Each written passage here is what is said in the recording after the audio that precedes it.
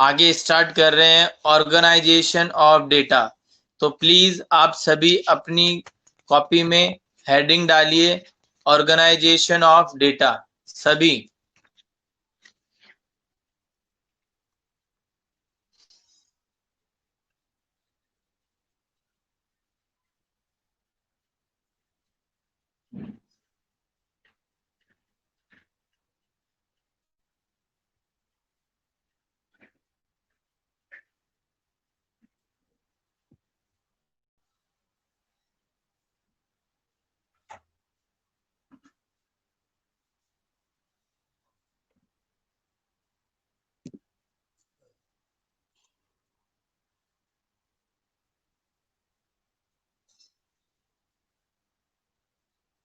तो देखिए सबसे पहले मैं आपको बात करता हूं बेटा। Very good Toshi. तो आज हम बात करते हैं सबसे पहले डेटा को ऑर्गेनाइज करना, मतलब एक तरीके से डेटा को मैनेज करना। ऑर्गेनाइज का मतलब क्या होता है? मैनेज करना, कि डेटा को सिस्टमेटिक तरीके से उसको अरेंज करना और कॉम्प्लेक्स डेटा को एक सिंपल डेटा बनाना। यही एक तरीके से उसको हम क्या बोलते हैं? ऑर्गेनाइजेशन बोलते हैं। जैसे क्योंकि हमने देखिए डेटा को कलेक्ट किया था ना, तो डेटा को कलेक्ट तो कर लिया था और उस सारे डेटा को हम कलेक्ट करते गए कलेक्ट करते गए, किसी जगह से कहां से कलेक्ट किया, कोई किस चीज का डेटा था, कोई किस चीज का, लेकिन सभी डेटा को हमने एक ही जगह क्या कर दिया? रख दिया। अब उस डेटा को हमको कोई इंफॉर्मेशन चाहिए, तो उस इंफॉर्मेशन को फाइंड करना उसमें से बहुत ज्यादा टिपिकल हो जाता है, क्योंकि सारा का सारा एक ही जगह पड़ा हुआ है। अभी सोचो आप, आपने देखा होगा आपके घर में दीपावली की सफाई वगैरह होती है, घर में आप सब लोग सफाई करते हैं, तो फिर क्या होता है? आप दूसरे जो रूम है, पहला दूसरा तीसरा चौथा जो रूम है, जो भी आपके पास में जितने भी घर में रूम, उन सभी का जो सामान होते हैं, उन सभी को आप क्या करते हो? या तो हॉल में डाल देते हो और या फिर एक पर्टिकुलर रूम में रख देते हो। सभी का जितने भी रूम है उन सभी का एक रूम में आपने डाल दिया, एंड देन फिर सभी को सफाई करी, एंड देन अब आप वापस से उसको क्या कर रहे हो? सारे सामान को वापस अपने अपने रूम में वापस से सेटल कर रहे हो। लेकिन जब आपने उस सामान को रखा तो सारे सामान एक जगह हो गए थे। अब आपको दिक्कत आ रही है कि कौन सा सामान कौन से रूम का था और किस रूम के अंदर मुझे रखना चाहिए, और पहले कौन सा सामान रखूं, क्योंकि अब मुझे मिल ही नहीं रहा वो, तो क्योंकि इतने सारे चीजें आपने एक साथ ही रख दी सारी, तो मिलने में फाइंड होने में बहुत ज्यादा प्रॉब्लम होती है। तो जरूरी नहीं है कि कोई स्टेटिस्टिक्स के अंदर ही ऑर्गेनाइजेशन करना है डेटा का। हर जगह ऑर्गेनाइजेशन करना बहुत जरूरी है। आपको आपके घर में कौन सी चीज कहाँ पे पड़ी है वो आपको पता रहता है या नहीं पता रहता? बोला बाइक की चाबी कहाँ पड़ी है, तो आपको पता रहेगा वो उस जगह पे पड़ी है, जाके सीधा ही वहां पर ही जाओगे और उठाया और अपना काम स्टार्ट कर दिया। लेकिन कहीं पे किसी जगह पे रख दोगे, कहीं किसी जगह पे रख दोगे, कभी किसी जगह पे रख दोगे, और फिर आपको पता भी नहीं चलेगा कि भाई आपको जाना है और लेट हो रहे हो, चाबी नहीं मिल रही है, ये लो, फिर क्या होगा? तो इसलिए हर एक थिंग अपनी अपनी प्लेस पे होना बहुत जरूरी है, ताकि हमें ज्यादा टाइम ना लगे। इसी वजह से हम यहाँ पर भी बात ऐसे ही कर रहे हैं कि जितना भी डेटा है हमने इकट्ठा किया है वो सारा एक ही जगह पड़ा हुआ है अभी। अब हमको उन डेटा को क्या करना है? अलग अलग क्लासिफाई करना है। क्लासिफाई करने के बाद में उनको फिर क्या करेंगे हम? उनको क्या करेंगे फिर हम? अरेंज कर देंगे ताकि हमें वो डेटा मिल सके।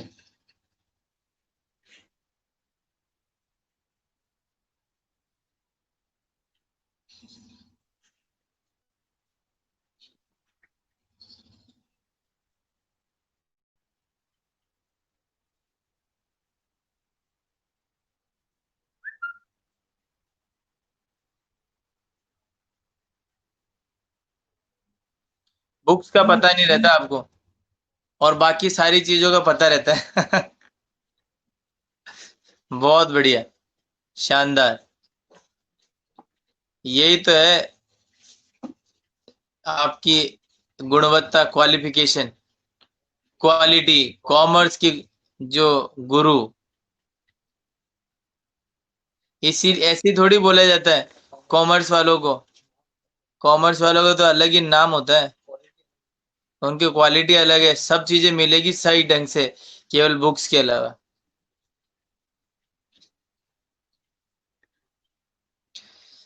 तो ऐसा करो, आप सभी लोग बच्चे ऑर्गेनाइजेशन ऑफ डेटा जो है उसकी डेफिनेशन लिखो आप फटाफट से, जल्दी से जल्दी। प्यारे प्यारे बच्चे, लिखिए। Organisation of data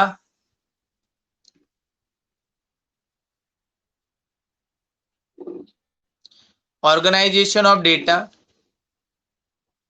refers to the systematic arrangement of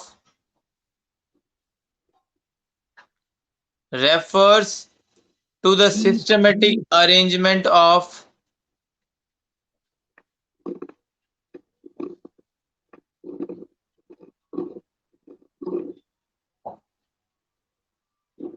organization of data refers to the systematic arrangement of collected figures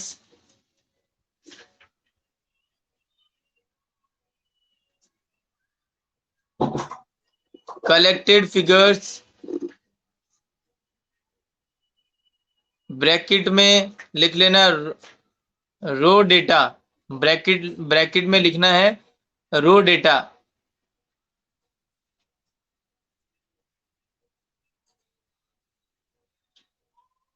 comma, raw data के बाद में लिखना comma,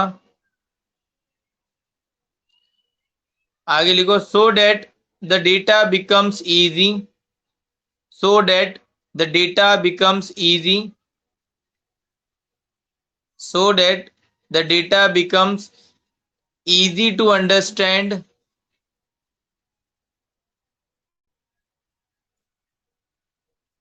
easy to understand and more convenient, and more convenient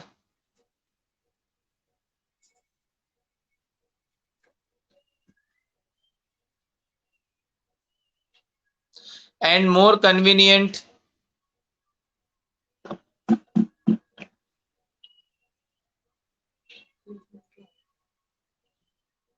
for further statistical treatment, for further statistical treatment।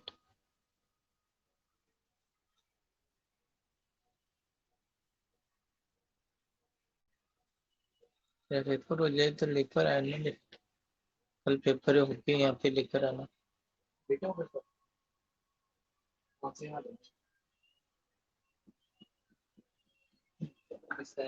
दे रहा हूँ, आधा time तो होने वाला है।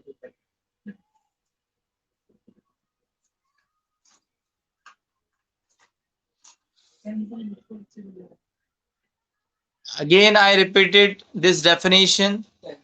Organization of data refers to the systematic arrangement of collected figures (bracket में raw material), comma, so that the data becomes easy to understand and more convenient for further statistical treatment। तो कहने का मतलब क्या हुआ कि ऑर्गेनाइजेशन ऑफ डेटा का क्या मतलब है यहाँ पे, कि जो भी हमने रो डेटा कलेक्ट किया है उनको सिस्टमेटिकली अरेंज करना, ताकि डेटा क्या हो सके, इजी टू अंडरस्टैंड हो सके, उसको हम अच्छे से समझ सकें, और आगे फर्दर जो भी हमको स्टैटिकल जो भी हम काम कर रहे हैं, ट्रीटमेंट कर रहे हैं, उसके अंदर उस डेटा को अच्छे से यूज में ले सकें। तो ये है क्या आपका ऑर्गेनाइजेशन ऑफ डेटा। तो ऑर्गेनाइजेशन के डेफिनेशन सभी ने लिख लिया आप लोगों ने?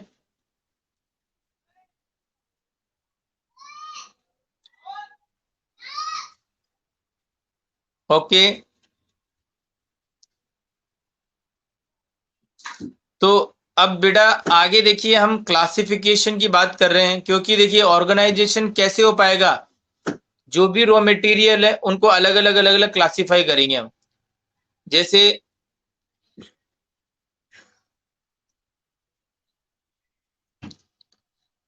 जैसे अभी मैंने अकाउंट्स की बात करी थी, तो अकाउंट्स के अंदर जैसे मान के चलिए आपके पास में इनकम बहुत सारी होती है।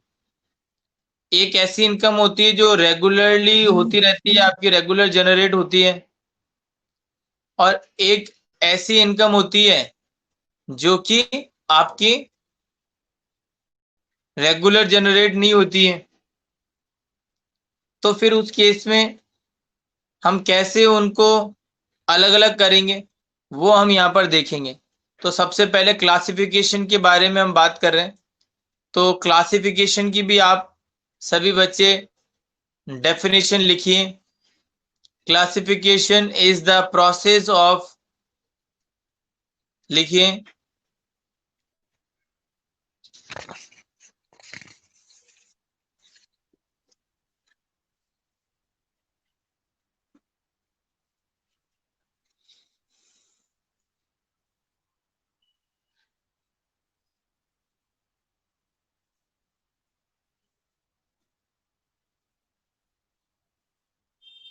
classification is the process of arranging data,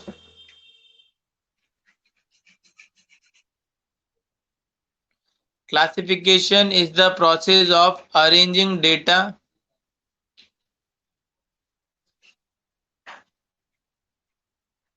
into sequences and groups.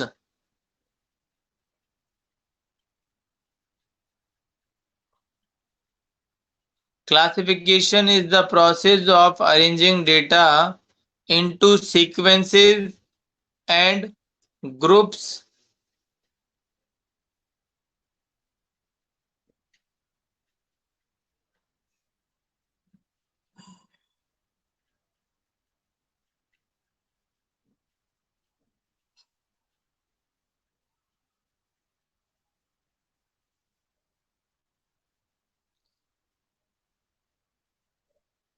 And groups according to their common characteristics, according to their common characteristics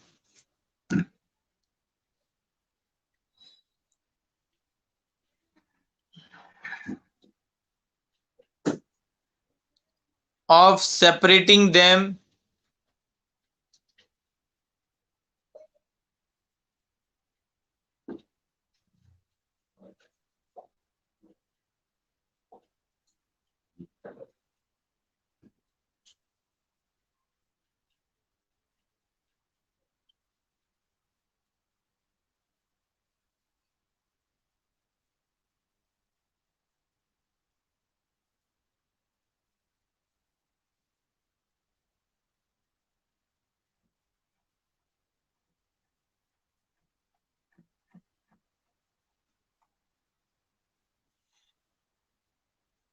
दोबारा मैं रिपीट कर देता हूँ, फटाफट लिखिए Purva. Classification is the process of arranging data,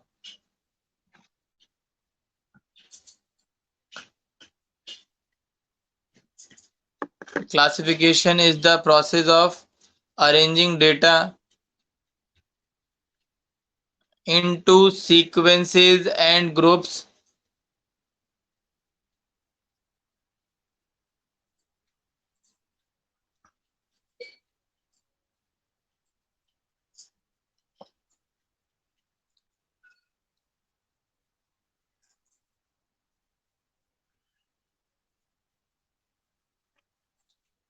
Into sequences and groups according to their common characteristics, according to their common characteristics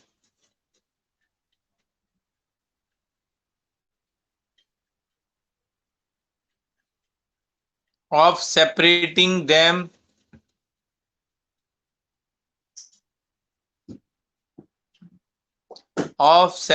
them into different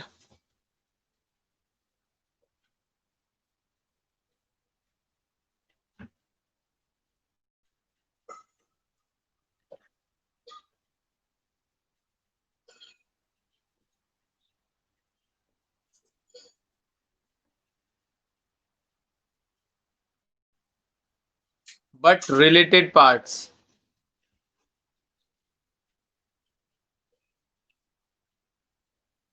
But related parts.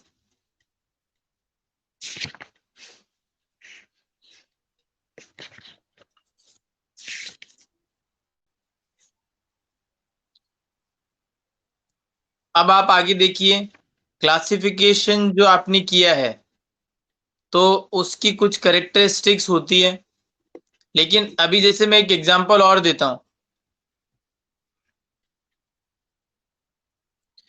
जैसे कि आप सभी बच्चे कोई जनरल स्टोर पे तो जाते होंगे सामान खरीदने के लिए, जाते हो क्या?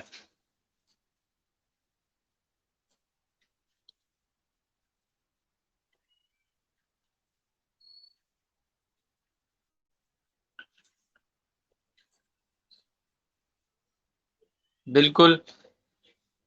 तो उसमें आपने देखा होगा जब आप जाते हो वहां पे तो क्या होता है, उससे आप कोई भी सामान मांगते हो कि सर मुझे ये प्रोडक्ट, ये चाहिए, ये चाहिए, ये चाहिए, ये चाहिए, 4-5 चीजें आप बता देते हो कि सर ये चीजें आप दे दीजिए।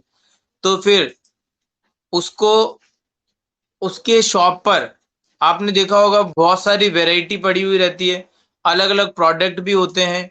और लेकिन सबसे मेन चीज क्या होती है, उसके शॉप में वो जितने भी प्रोडक्ट होते हैं वो एक सिस्टमेटिक अरेंजमेंट रहता है, एक जगह पर सारी चीजें नहीं पड़ी हुई रहती है, सबका एक प्लेस होता है। और उसको सबसे जो आपको सामान जो प्रोडक्ट दिए 4-5 जो आइटम, उसको ज्यादा टाइम नहीं लगता है, फटाफट उसको मेमोरी में रहता है, ये प्रोडक्ट इस जगह उठाया दिया, ये उठाया यहाँ से दिया, ये उठाया यहाँ से दिया, क्योंकि उसने क्या कर रखा है, अपने जितने भी सामान है उसको सही सिस्टमेटिक तरीके से अरेंज कर रखा है और उसको प्रॉब्लम नहीं आती है।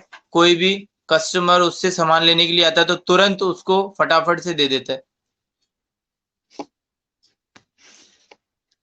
लेकिन यही अगर ये सोचो कि अगर उसने अरेंज नहीं कर रखा और सामान इधर उधर कहीं पर भी रख देता है, पड़ा रहता है, और कस्टमर आया उसको बोलता है कि सामान दो, अब भाई साहब वो उस सामान को ढूंढने लग जाता है। अब एक कोना इधर छान मारा, एक कोना उधर छान मारा, इधर देख लिया, उधर देख लिया, कहीं नहीं मिल रहा है, उसको बोल दिया वेट करो। अब भैया को दो सामान लेने के लिए आया, आधा घंटा खड़ा रख लिया, इतनी देर में तो जो दूसरे कस्टमर थे वो भी भाग गए कि भैया यार इसके पास में सामान का इसको खुद भी पता नहीं है, ये क्यों है दुकान के अंदर, शॉप पर ये क्यों है, जब इसको सामान का पता नहीं है। तो फिर हंस रहे हैं देखो बच्चे, हंस रहे हैं। तो आप भी आधा घंटा लगा के आते हो क्या वहां पे?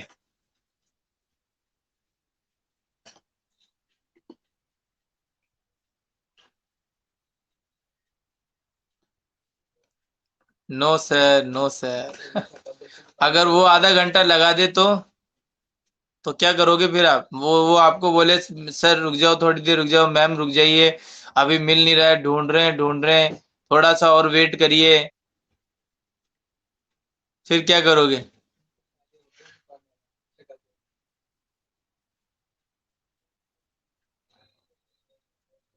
चले जाओगे हैं?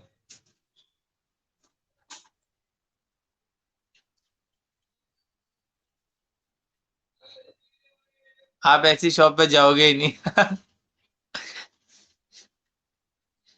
तो सबसे बढ़िया सही रहेगा कि आप क्या करोगे, उसको पेमेंट बाद में करना, कैश ऑन डिलीवरी, उसको कह देना ये एड्रेस है मेरा, यहाँ पे पहुंचा देना मिल जाए तो, और मैं पेमेंट कर दूंगी ऑनलाइन। या फिर जाओ मत, सीधे अमेजोन और फ्लिपकार्ट पे जाओ और ऑर्डर करो और आपके घर पे आ जाएगा देने के लिए, तो आपको टाइम भी नहीं लगेगा ऐसे। चलिए, तो कोई नहीं, आगे हम बात करते हैं। तो सिंपल सा मेरा कहने का मतलब है कि हर चीज सिस्टमेटिक ढंग से अरेंजमेंट होनी चाहिए, और इससे बहुत सारे बेनिफिट्स होते हैं।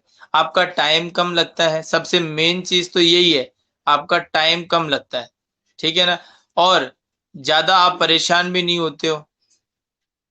तो इस तरीके से आप क्या हो जाएगा, आप अपने डेटा को क्लासिफाई कर सकते हो। डेटा के रिगार्डिंग बोले तो उसको अरेंज कर लिया तो उसको समझना बहुत इजी हो जाएगा। कॉम्प्लेक्स डेटा था वो इजी हो जाएगा, और टाइम टू टाइम अपडेट आपको मिलती रहेगी, हर एक चीज में आपको क्लैरिटी रहेगी। तो इसकी क्लासिफिकेशन जो है ना, उसी कैरेक्टरिस्टिक्स में आप लिख लीजिए, कैरेक्टरिस्टिक्स ऑफ क्लासिफिकेशन, हेडिंग डालिए कैरेक्टरिस्टिक्स ऑफ क्लासिफिकेशन।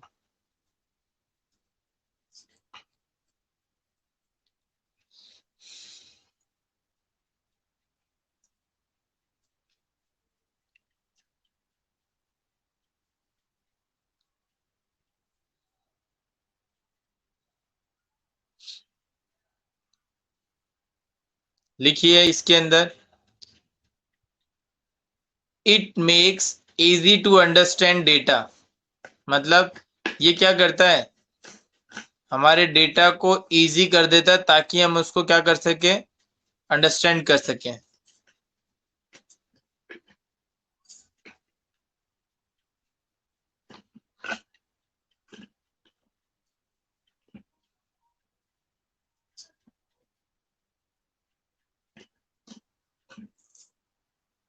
देखिए,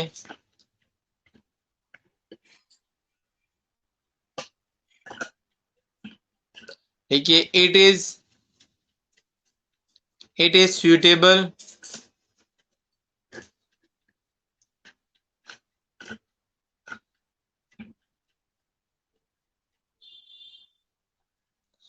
it is suitable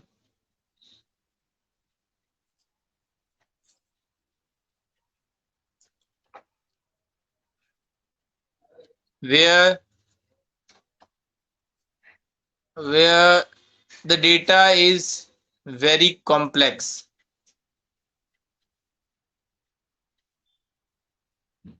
नहीं नहीं, और लिख पा रहा हूं ना, अलग अलग, हाँ, दो अलग अलग पॉइंट है। पहला तो वो बता ही दिया था, अब सुटेबिलिटी का बता रहा हूं मैं। पहले इजी टू अंडरस्टैंड का बताया था। It is suitable where the data is very complex. अगर कॉम्प्लेक्स डेटा है तो उसको क्या किया जा सकता है, क्लासिफाई करके और उसको सिंपल बनाया जा सकता है। इसलिए ये क्लासिफिकेशन उस जगह सुटेबल होता है जहाँ पे डेटा क्या हो, कॉम्प्लेक्स हो। और it makes data clear and simple. लिखिए, it makes data clear and simple.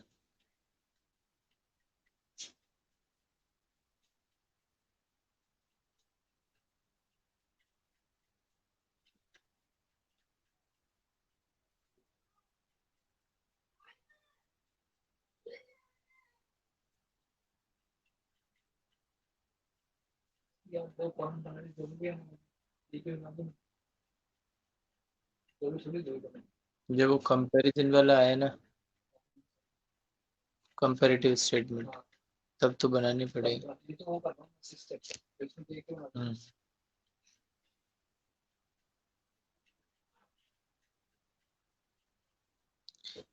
It means नहीं है बेटा, it makes the data clear and simple.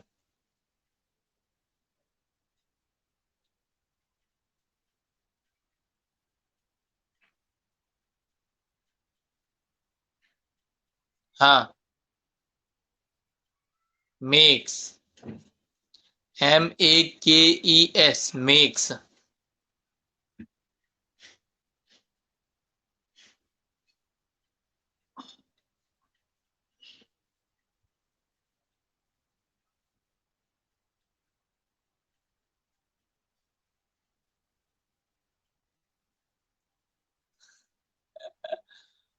It makes, वापस लिखिए, इट मेक्स, या इट प्रोवाइड्स भी लिख सकते हो आप।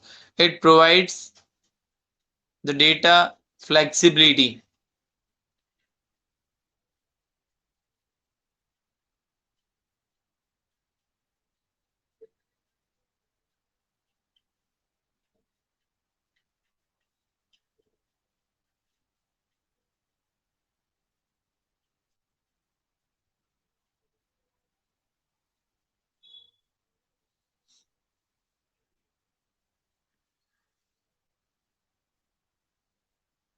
अब आप आगे लिखिए, टॉपिक चेंज करके, ये तो आपकी कैरेक्टरिस्टिक्स हो गई, ठीक है। अब आप टॉपिक चेंज करके आप लिखिए,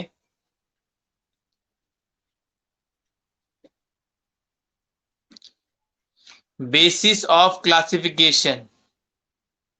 बेसिस ऑफ क्लासिफिकेशन।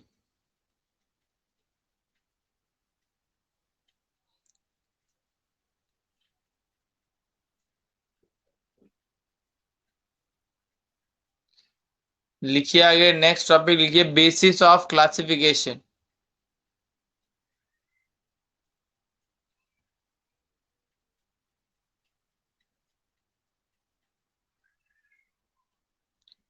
तो इसके अंदर क्या है, रॉ मटेरियल को हम क्या करते हैं, क्लासिफाई करते हैं अलग अलग तरीके से। रॉ मटेरियल को या फिर रॉ डेटा को, जो भी इंफॉर्मेशन है, उस इंफॉर्मेशन को हमने कलेक्ट तो कर लिया, लेकिन अब हम उसको क्या कर रहे हैं, क्लासिफाई कर रहे हैं। तो अलग अलग तरीके से क्लासिफाई करते हैं। तो सबसे पहला जो तरीका है वो है क्रोनोलॉजिकल क्लासिफिकेशन।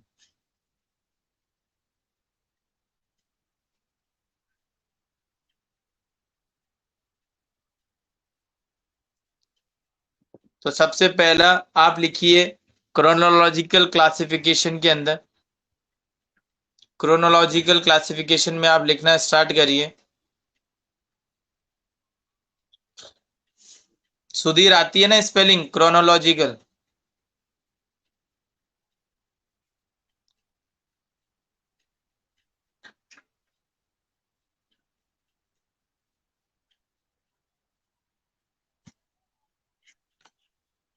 राकेश बताऊं क्या?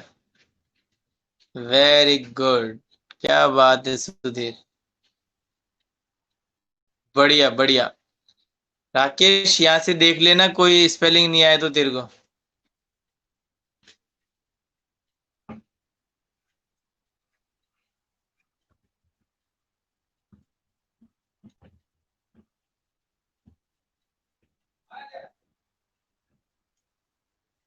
चलिए, तो अब इसके अंदर आप सभी बच्चे लिखना स्टार्ट करिए। In such a classification,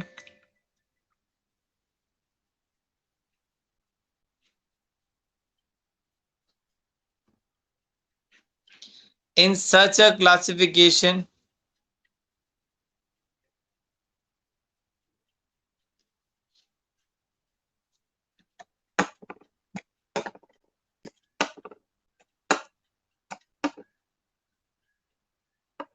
in such a classification data are classified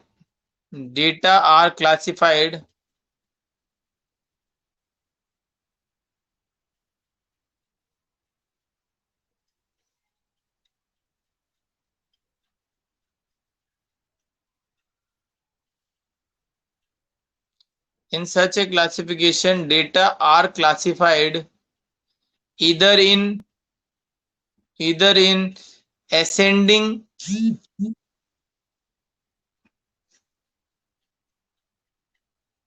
or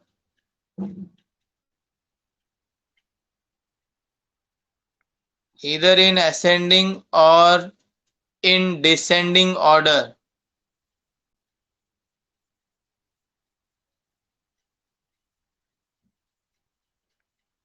Ascending or in descending order with reference to with reference to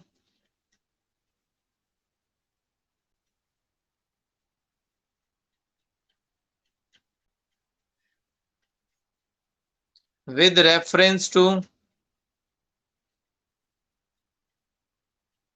time with reference to time, such as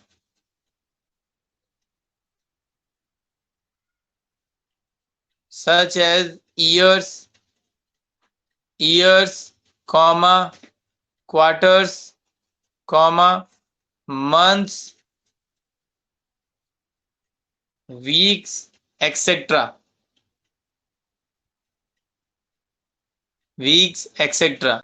तो means आपको समझ आया होगा कि classification के अंदर भी raw material को अलग अलग तरीके से हम क्लासिफाई कर सकते हैं। पहला तो क्लासिफिकेशन कैसा, क्रोनोलॉजिकल ऑर्डर के अंदर, मतलब हम असेंडिंग और डिसेंडिंग ऑर्डर के अंदर हम उसको कर सकते हैं। अल्फाबेटिक का जैसे असेंडिंग और डिसेंडिंग ऑर्डर में डाल सकते हैं, या फिर न्यूमेरिकल टर्म है तो न्यूमेरिकल टर्म को हम असेंडिंग और डिसेंडिंग ऑर्डर में भी उसको पुट कर सकते हैं। क्योंकि कोई सेम प्रोडक्ट होता है, दिख रहा है सेम दिख रहा है, उसका पैकिंग भी सेम है, आप समझ नहीं पा रहे हैं, लेकिन उसके ऊपर नंबर डले हुए हैं।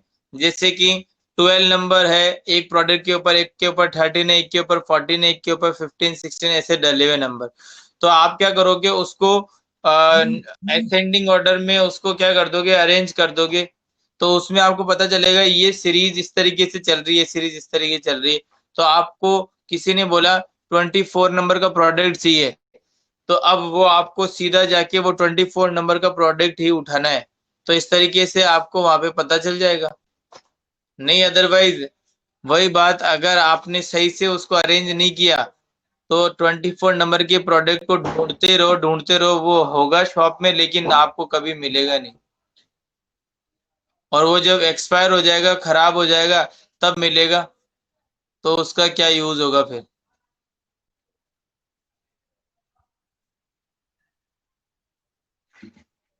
तो आप क्या करते हो, अपने डेटा को असेंडिंग और डिसेंडिंग ऑर्डर में अरेंज करते हो, ठीक है ना। टाइम के अकॉर्डिंग भी कर सकते हो, ईयर्स, क्वार्टर्स, मंथ्स के लिए भी आप अपने डेटा को अच्छे से अरेंज कर सकते हो, ठीक है।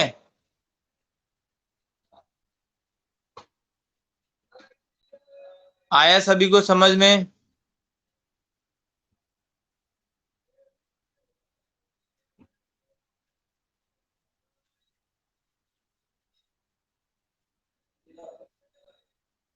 अब आप आगे लिखिए geographical classification. Geographical classification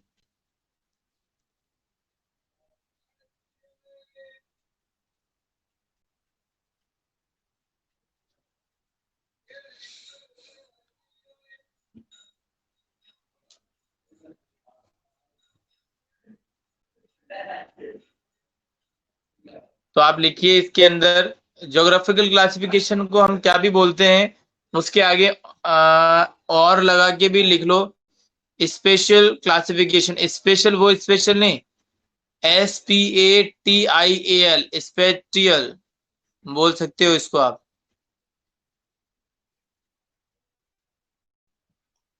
SPATIAL। Sudhir spelling बता दी तेरे को, लिख लेना। बोला सर यार अब मेरे को आती है ये, आप क्यों मजाक उड़ा रहे हो।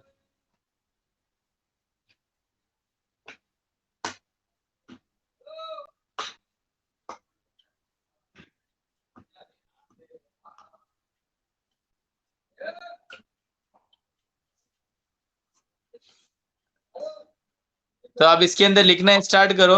The data are classified with reference to, लिखिए the data are classified with reference to, the data are classified with reference to,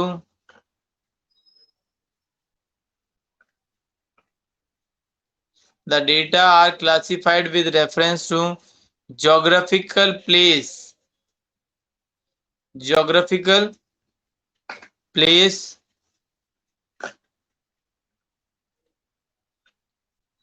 such as geographical place such as countries,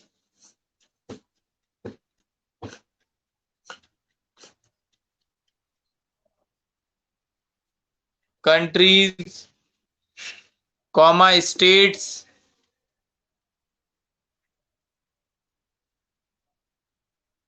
comma cities,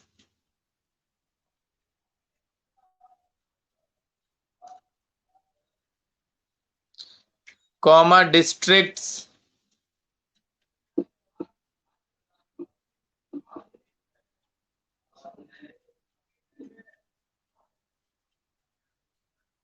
countries, states, cities, districts,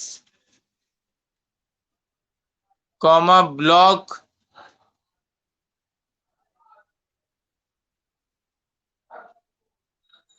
etcetera.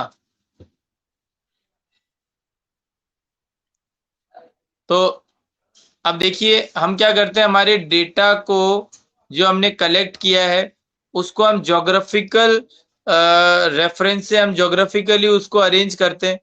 Country, कौन सी country का ये data है वहां से हमने लिया तो हम उसको अलग कर लेंगे। या फिर इंडिया में अलग अलग स्टेट्स हैं, यूपी है, बिहार है, आंध्र प्रदेश है, केरल है, तो यहाँ से आपने क्या किए, ये डेटा को अरेंज कर लिया किसके हिसाब से, आपके प्लेस के हिसाब से, सिटीज के हिसाब से, आपके डिस्ट्रिक्ट के हिसाब से, आपके जो ब्लॉक है आपका वहां के हिसाब से आपने क्या कर लिया, अपने डेटा को अलग अलग अरेंज कर लिया है। ठीक है, तो ये 2 पॉइंट अभी हमने पढ़े हैं, आगे के कुछ कुछ पॉइंट और बचे हुए हैं उसको हम नेक्स्ट क्लास के अंदर पढ़ेंगे। आज के लिए इतना ही करेंगे। ठीक है students, okay, thank you to all.